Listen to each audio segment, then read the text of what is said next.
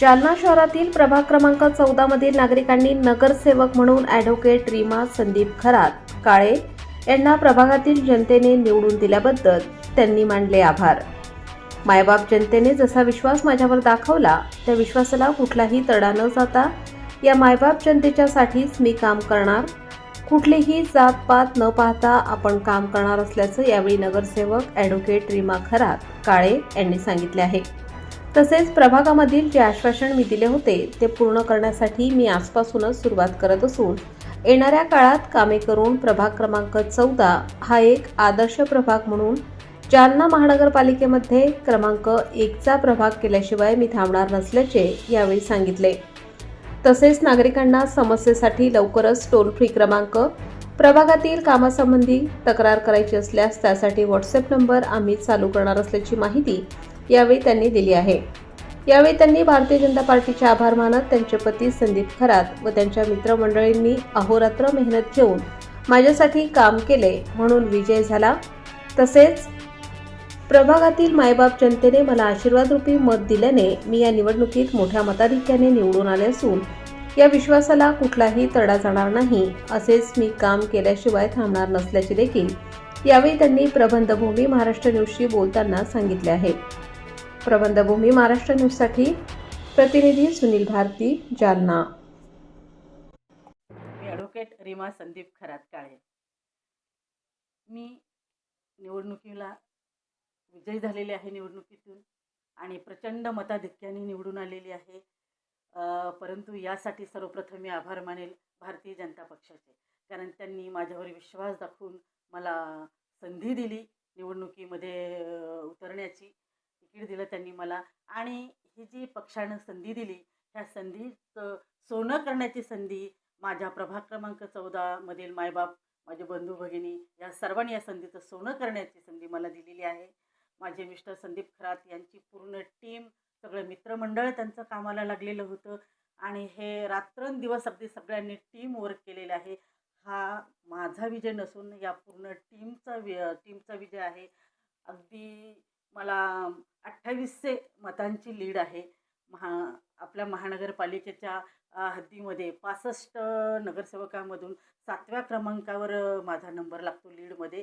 तर ही लीड या सगळ्यांची आहे, सगळ्यांनी परिश्रम घेतले होते। अक्षरशः डोर टू डोर फिरत असताना हे जाणवलं की प्रत्येक व्यक्ती काळजीनं इतरांना सांगत होता की मॅडमला मतदान करा। यांचं सोशल वर्क खूप छान आहे।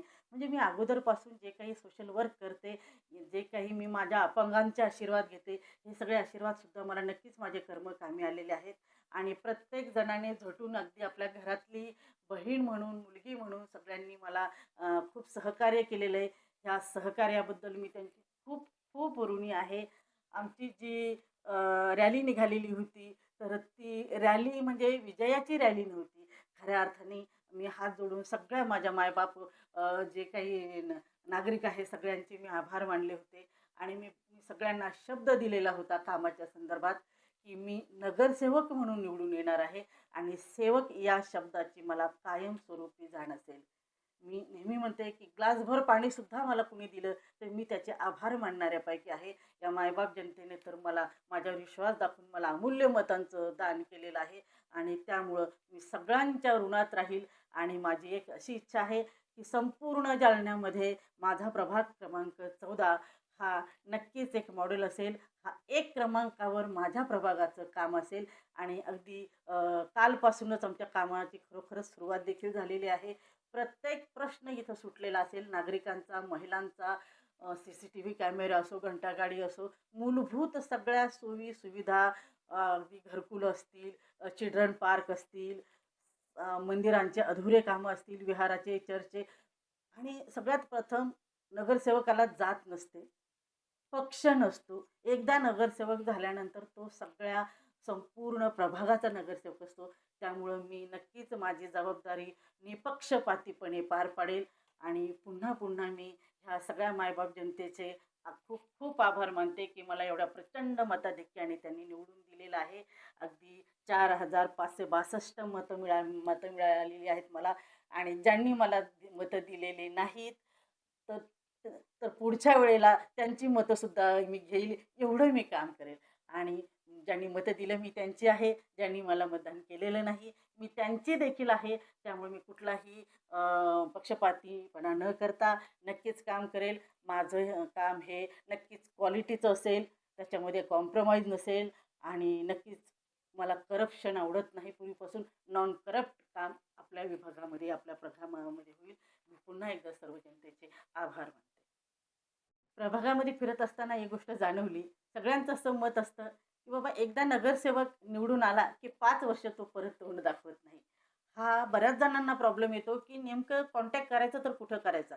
यामुळं मी सर्वप्रथम सगळ्यांना माझे कार्ड दिलेलं आहे. प्रभागामध्ये प्रत्येक घरी माझं कार्ड आहे. माझा नंबर प्रत्येकाच्या घरी आहे आणि सगळ्यांना म्हणजे सांगितलेलं आहे, की कुठल्याही कामाला अक्षरशः घंटागाडीचं काम असो, की काहीही असो, मला कुठल्याही कामाच्या संदर्भात कॉल करायचा. आणि मी पाठीमागे एक मुद्दा उचललेला होता, जेव्हा पत्रकार परिषद महानगरपालिकेमध्ये झाली होती आणि जेव्हा बावनकुळे सर वगैरे आलेले होते सर्व, त्यावेळेला मी मुद्दा उचलला होता, की एक हेल्पलाईन टोल फ्री नंबर महानगरपालिकेचा असावा आणि लगेच पुण्याचे लोक वगैरे बोलावून तेव्हा महानगरपालिकेचा तक्रार देण्यासाठी, तक्रार सांगण्यासाठी टोल फ्री नंबर लगेचच माझं त्यांनी ऐकून सुरुवात केली होती. मात्र खांडेकर अँटी करप्शनमध्ये गेले आणि ते काम माझं अधुरं राहिलेलं आहे. नक्कीच मी हा टोल फ्री क्रमांक लवकरात लवकर चालू करण्याचा प्रयत्न करेल आणि नक्कीच तो चालू देखील होईल. आणि जे काही प्रभागाचे प्रश्न असतील, अक्षरशः कुत्र्यांचा सुळसुळाट झालेला आहे. जनावरं वगैरे सगळे रोडवर बसतायत. असे अनेक प्रश्न आहेत, मूलभूत प्रश्न. या सगळ्या मूलभूत प्रश्नासाठी नागरिकांना जेव्हा वाटेल तेव्हा ते तात्काळ माझ्या पर्सनल नंबरवर किंवा टोल फ्री क्रमांकावर तात्काळ कॉल करू शकतील. याची आपण नक्कीच व्यवस्था करणार आहोत. आणि टोल फ्री नंबर हा लवकरच येणार आहे आणि टोल फ्री नंबर आल्यानंतर मी नक्कीच सर्व प्रभागामध्ये आणि सर्वांनाच हा टोल फ्री नंबर कळवेल. प्रभागामध्ये फिरत असताना समस्त नागरिकांनी एक मुद्दा घेतलेला होता, की आमची खूप इच्छा होती, की उच्च शिक्षित उमेदवार असावा आणि त्यामुळं सगळेजण अक्षरशः खूप आनंदी होते, की उच्च शिक्षित एक ॲडव्होकेट मॅडम आम्हाला उमेदवार म्हणून आहे आणि ज्या प्रकारे सगळ्यांनी शब्द दिला होता, की उच्च शिक्षितच उमेदवार आम्ही निवडून देऊ, जेणेकरून तो सभागृहामध्ये आवाज उचलेल आणि डमी उमेदवार आम्हाला नको आहे, असं म्हणून सगळ्यांनी जे काही उच्च शिक्षित उमेदवाराची डिमांड केलेली होती आणि नक्कीच त्यांनी मला भरभरून मतदान केलेलं आहे. त्यांनी उच्च शिक्षित उमेदवार असावा ही त्यांची मागणी पक्षानं पूर्ण केल्यामुळं त्यांनी मला अगदी भरभरून मायबापांनी मतदान केलेलं आहे. त्याबद्दल देखील मी त्यांचे आभारी आहे.